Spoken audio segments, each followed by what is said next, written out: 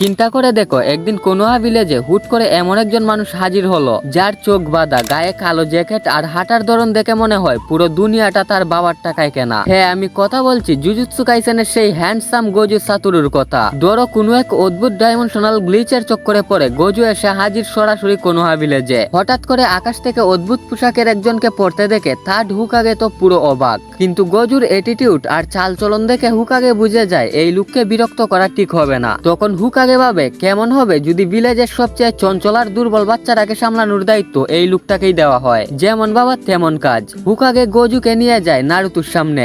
নারুতু তখন ইচিরাকু রামেনের দোকানের সামনে বসে চেঁচামেচি করছে। চোখ বাঁধা গোজুকে সামনে দেখে নারুতু 2 আঙ্গুল নাচিয়ে বলে উঠে, হেই তুমি আবার কোন দেশের নতুন পাগল নিনজা? চোখ বেঁধে ঘুরে বেড়াচ্ছ কেন? চশমা কেনার টাকা নেই নাকি? গোজু এবার তার চোখে থাকা কাপড় সরিয়ে নারুতুর দিকে তাকায়। তার 6 আইস দিয়ে এক পলক নারুতুকে দেখেই হাসতে শুরু করে দেয়। তারপর একদম ক্যাজুয়াল গলায় বলে উঠে, আরে বাচ্চা, তোমার পেটের ভেতর দেখছি বিশাল বড় সাইজের এক রাগী শিয়াল বন্দী হয়ে আছে। তাকে ঠিক মতো খেতে দাও না নাকি? নারুতু একদম অবাক হয়ে হাঁ করে বসে আছে। যে গোপন কথা পুরো ভিলেজ লুকিয়ে রাখে, এই অদ্ভুত দেখতে লোকটা এক দেখাতেই সেটা বলে দিল কিভাবে। ঠিক এভাবেই শুরু হলো এনিমি হিস্ট্রির সবচেয়ে ক্রেজি আর ডেঞ্জারাস মাস্টার স্টুডেন্ট জুটির যাত্রা। পরের পর্বে দেখতে পাবে গোজুর সেই বিখ্যাত বেল টেস্ট নারুতুর সাথে কিভাবে ঘটেছিল। দেখতে হলে অবশ্যই সাবস্ক্রাইব করতে হবে আর কমেন্টে লিখতে হবে পার্ট 2।